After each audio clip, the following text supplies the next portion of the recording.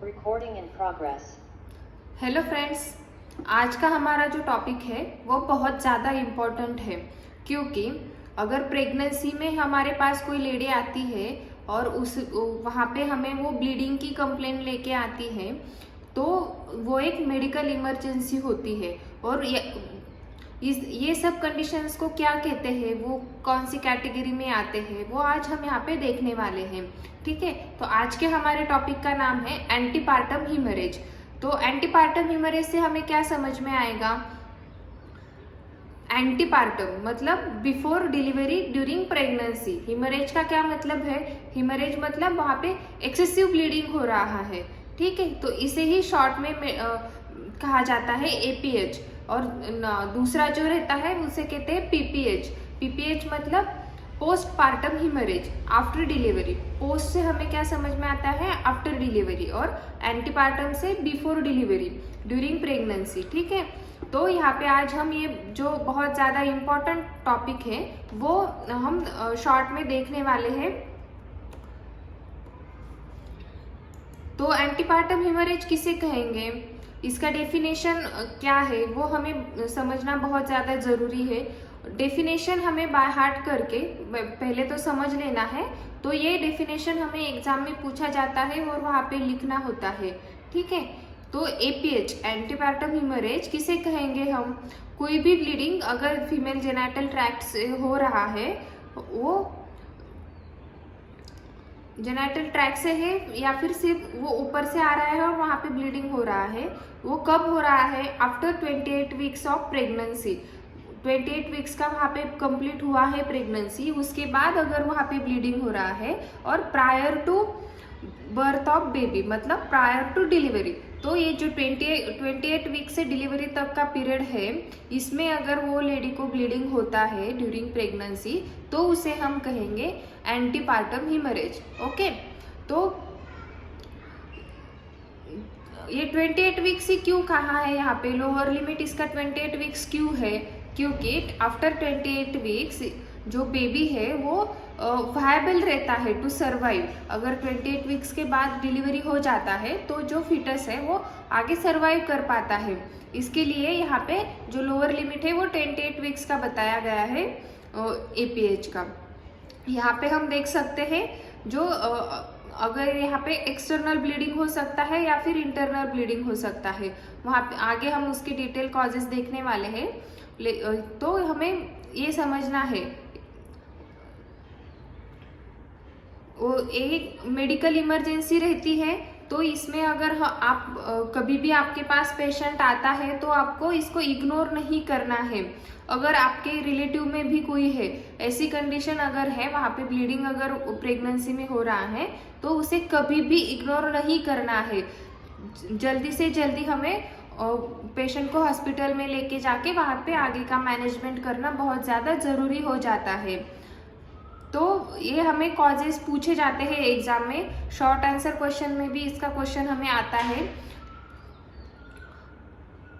तो कॉजेस हमें अच्छे से याद रखने हैं। सबसे पहले आता है प्लासेंटल ब्लीडिंग। प्लासेंटा फॉर्म होने प्लासेंटा से अगर कोई ब्लीडिंग होता है तो ये जो है ये प्लासेंटल कॉजेस ऑलमोस्ट 70% एपीएच के जो केसेस रहते हैं उसमें से ऑलमोस्ट 70% जो पेशेंट रहते हैं वो प्लासेंटल कॉजेस की वजह से वहाँ पे एपीएच हमें देखने को मिलता है।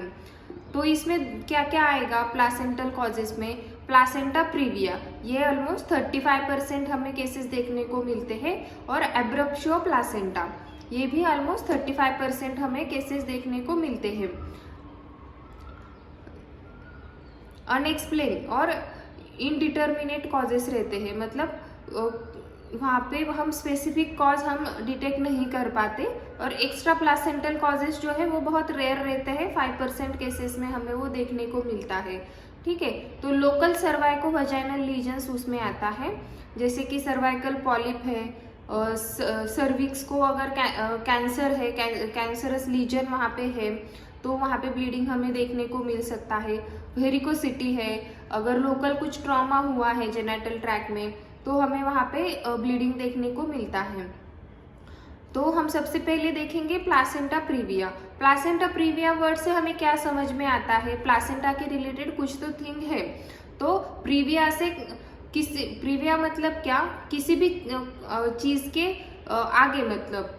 तो यहाँ पे हमें प्लासेंटा प्रीविया से समझ में आता है प्लासेंटा इज बिफोर, पहले बेबी से पहले प्लासेंटा है, तो इसे कहेंगे हम प्लासेंटा प्रीविया। ये शॉर्ट में हमें समझने के लिए, ठीक है। इसका मेडिकल डेफिनेशन क्या है, when the placenta is implanted partially और completely over the lower segment. Uterus के जो दो सेगमेंट रहते हैं, एक अपर सेगमेंट और एक लोअर सेगमेंट। यूजुअली प्लासेंटा कहाँ पे इम्प्लांट होता है, अपर सेगमेंट में, मोस्टली फंडल रीजन में। अगर ऐसा नहीं हुआ है, अगर ये लोअर सेगमेंट में पार्शली और कंप्लीटली यहाँ पे प्लासेंटल फॉर्मेशन हुआ है, और वो अगर इंटरनल ऑस को over and adjacent to the internal os ऐसा है, तो ये कंडीशन में हम उसे कहेंगे प्लासेंटा प्रीविया, ठीक है।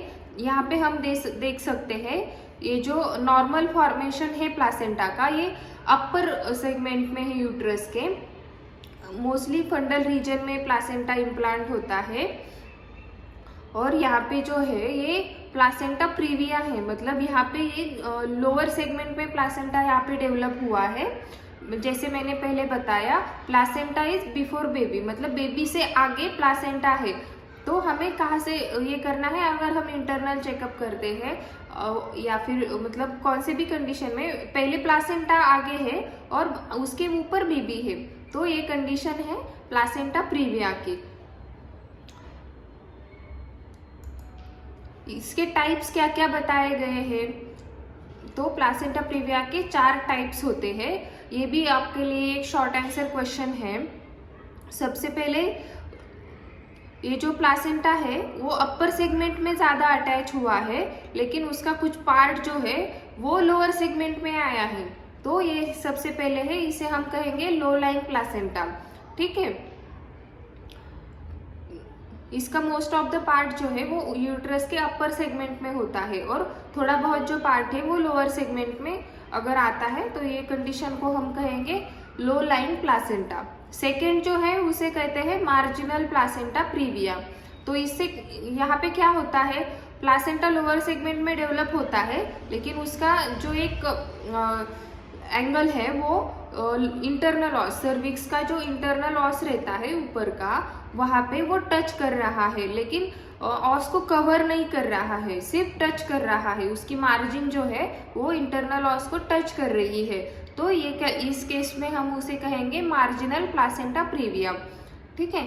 थर्ड जो उसका टाइप रहता है उसे कहते हैं इनकम्प्लीट और पार्शियल प्लासेंटा प्रीविया।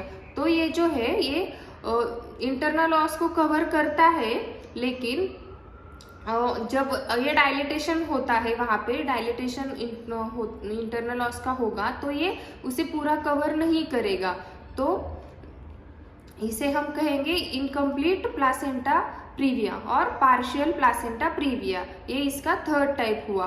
और ये जो फोर्थ टाइप है इसे हम कहेंगे कंप्लीट प्लासेंटा प्रीविया। यहाँ पे आप देख सकते हैं ये जो इंटरनल ऑस है वहाँ पे वो पूरी तरीके से कवर यहाँ पे हुआ है प्लासेंटा की वजह से, और आफ्टर डायलिटेशन भी अगर ये कंप्लीट प्लासेंटा है प्रीविया वहाँ पे है, तो वो पूरे सर्विक्स को वहाँ पे कवर करता है, इंटरनल ऑस को कवर करता है। ये 4 टाइप बहुत ज़रूरी है, ये हमें डायग्राम के साथ वहाँ पे लिखने होते हैं एग्जाम में और याद भी रखने हैं, ठीक है। इससे सबसे ज़्यादा रिस्की कौन सा टाइप है, तो थर्ड एंड फोर्थ, यहाँ पे हमें उसकी इंटेंसिटी जो है वो थोड़ी मतलब रिस्की रहता है वहाँ पे, और फर्स्ट एंड सेकेंड जो है वहाँ पे वो ज़्यादा रिस्की नहीं है, ठीक है। नेक्स्ट जो कॉज है एपीएच का वो है एब्रप्शो प्लासेंटा। एब्रप्शो मतलब प्लासेंटा से हमें क्या समझ में आता है कि वहाँ पे कुछ एब्रप्शन हुआ है, मतलब डिटैचमेंट हुआ है वहाँ पे। एब्रप्शन वर्ड का मीनिंग क्या है कि डिटैचमेंट, ठीक है। यहाँ पे जो है जो प्लासेंटा है वो नॉर्मली सिचुएटेड होता है, ठीक है। यहाँ पे देख सकते हैं ये नॉर्मली सिचुएटेड प्लासेंटा है,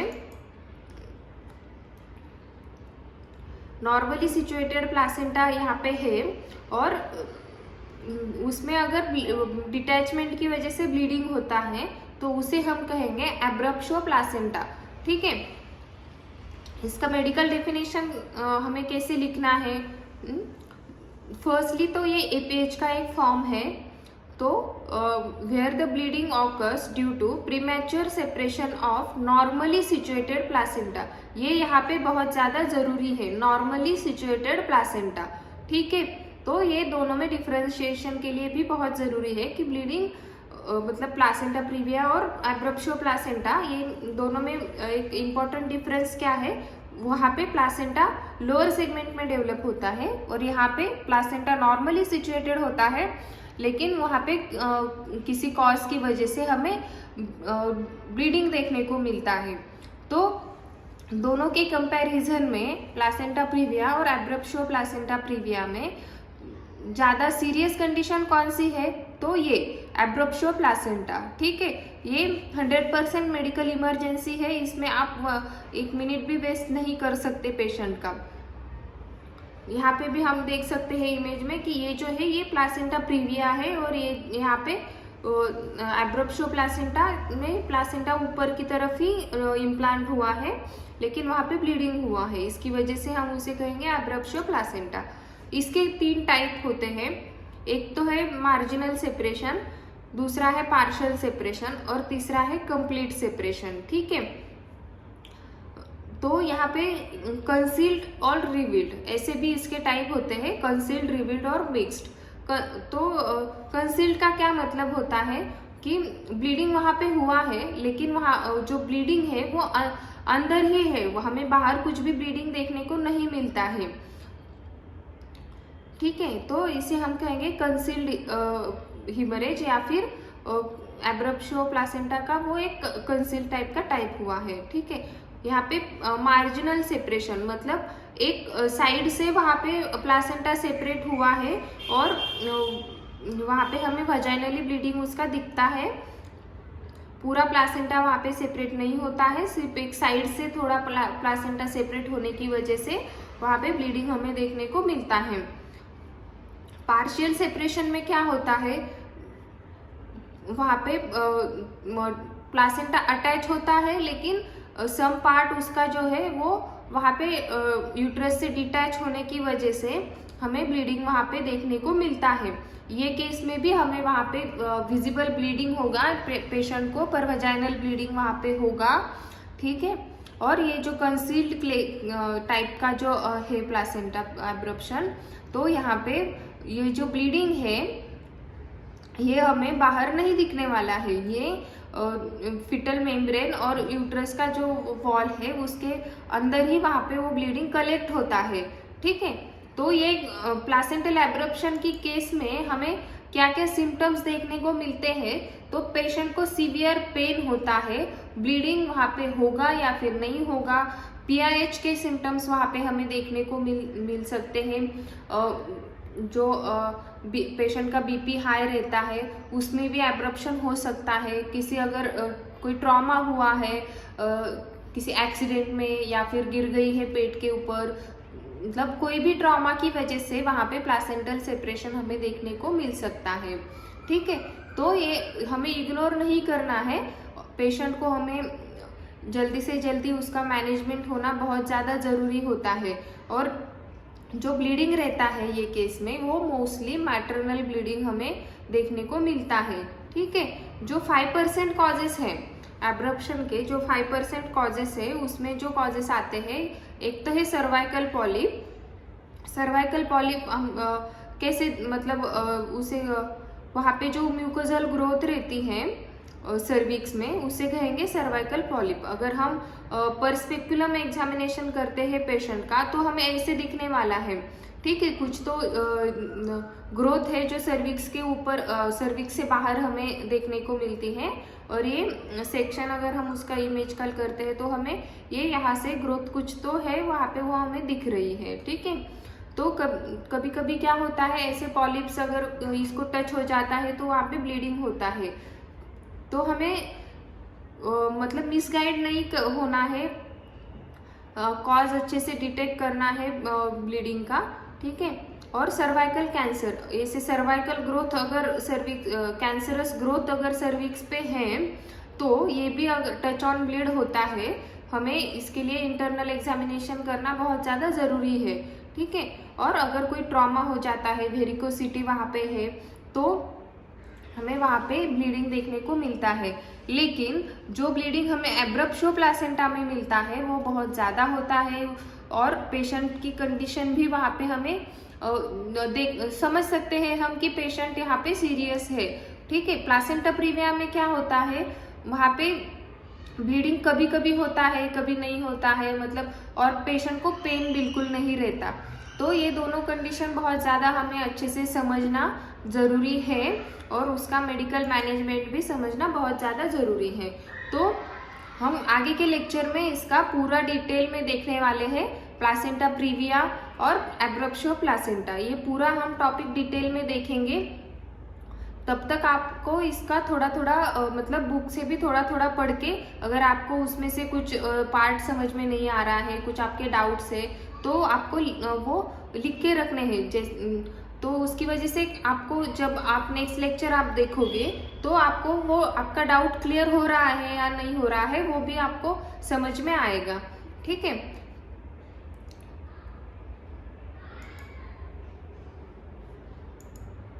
तो जैसे कि आप ये लेक्चर सीरीज ज्वाइन कर रहे हो तो इससे आपको थ्योरी के लिए तो फायदा होने ही वाला है, और हम जहाँ पे कोई टॉपिक AIPGET के लिए अगर इम्पोर्टेंट है, उस पर क्वेश्चन ज़्यादा आते हैं, या फिर वो टॉपिक पे स्पेसिफिक टॉपिक पे किस टाइप का क्वेश्चन हमें AIPGET में आ सकता है, वो हम देखने वाले हैं।